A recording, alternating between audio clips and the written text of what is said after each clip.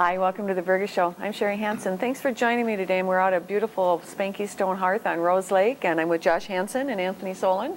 Thank you guys for joining me on this lovely day. It's the Christmas season, isn't it? It is, Sherry. Yeah, you've been having some Christmas parties? We have. We've had a very successful season with Christmas parties thus far. If you haven't booked your party and you're looking at an event maybe a little later in the season, such as January, we still have a few openings that month. You know, a lot of people are starting to go to after Christmas parties. It's so busy right during the season. That's correct. A lot of people get so caught up in the hustle and bustle of Christmas itself.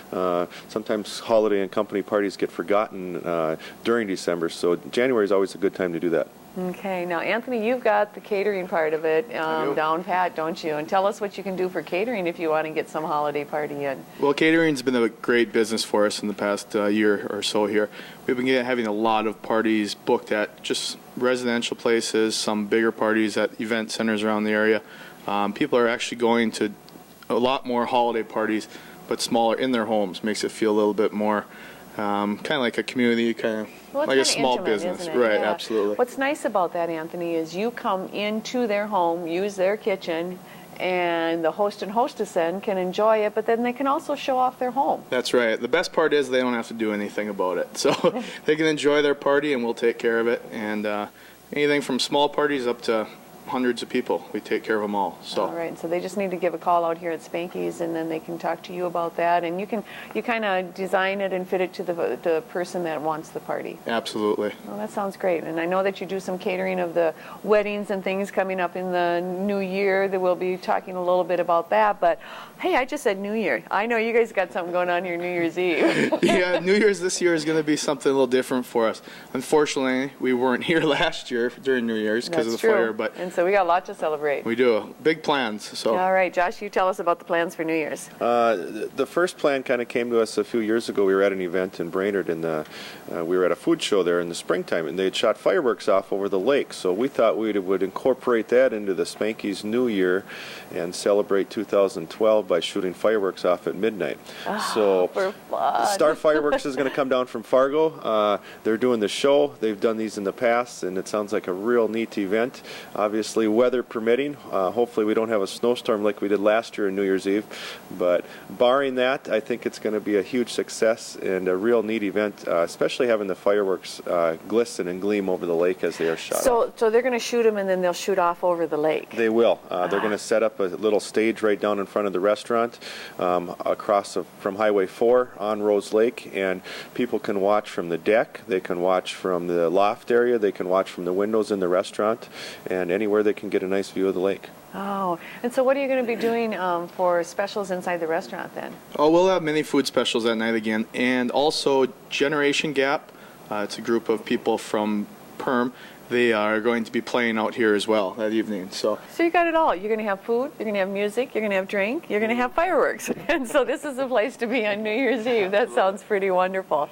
Oh, great. And so it's something to look forward to. 2012 is coming up, and I know you guys have got something really exciting going on January 24th of 2012. What's that happening, Josh? We've done a few of these wine pairings in the past, and they've been a huge hit. It kind of breaks up the winter, too, and gives the guests a little something to look forward to as they come to maybe not being able to take a vacation in the winter. Well, we have a wine pairing. You're bringing New Zealand to us, yes. Right? Nick Goldschmidt is the name of the gentleman coming, and in the past we've had representatives from different wineries and different areas in Napa Valley come out. This time we have the real deal.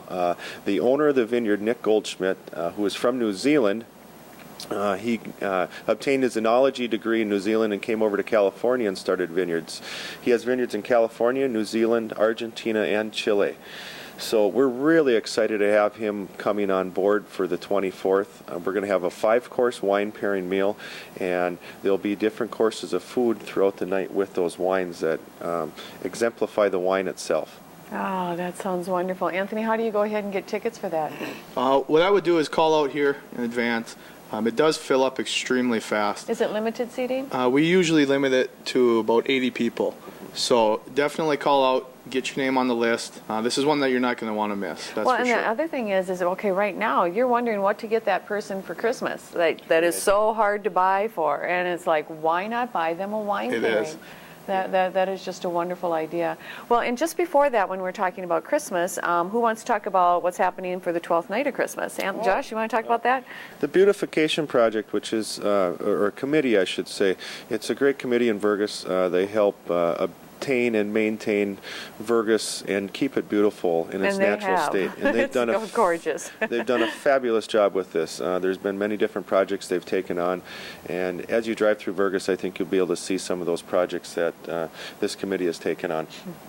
They are having a fundraiser event out here. It's called the 12th Night of Christmas. It's going to be Thursday, January 5th, I believe. Yes, it is. Mm-hmm. Okay, and that you can obtain tickets through the Vergas liquor store, I believe. Yeah, Carol has them at the liquor store. I know Carol and Faye Cornier are in charge of that, and it's one of their main fundraisers. The third year they've done it, I think. Right. Actually, I think it's probably the fourth or fifth year.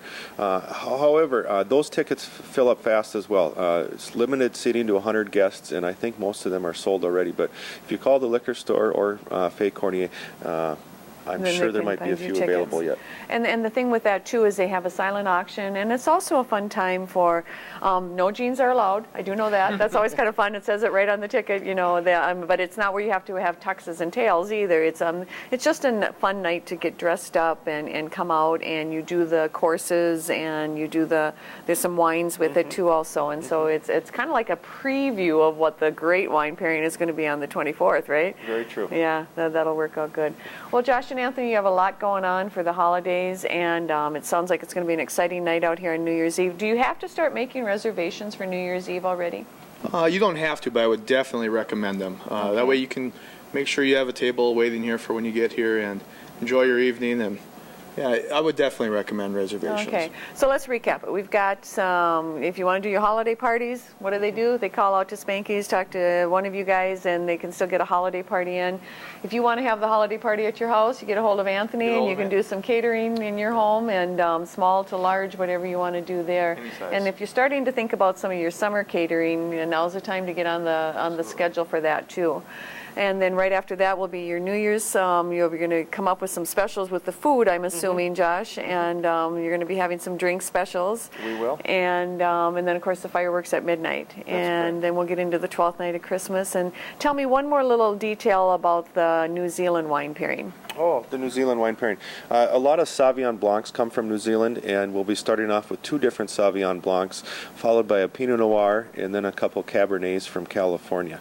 Okay, and so those are, they sound wonderful. And then so you pair up the food with them.